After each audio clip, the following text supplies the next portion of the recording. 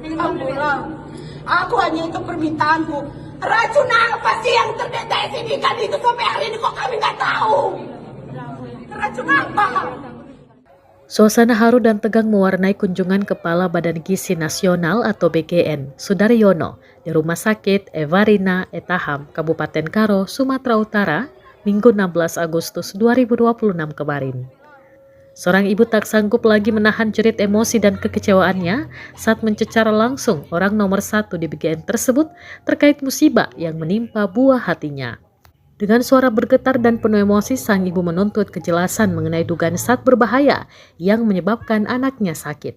Sedangkan Sudaryono hanya terlihat diam saat berhadapan dengan orang tua siswa tersebut. Diketahui, ratusan siswa dari sedikitnya 5 sekolah di Kabupaten Karo, Sumatera Utara mengalami keracunan usai mengonsumsi santapan program MBG. Ini ruangan, Pak. Ini ruangannya. Dia lah. Habis itu masih ada mau dimasuk kos kan? Oh iya. Alhamdulillah. Aku hanya itu permintaanku. Racun apa sih yang terdeteksi di ikan itu sampai hari ini kok kami nggak tahu? Racun apa?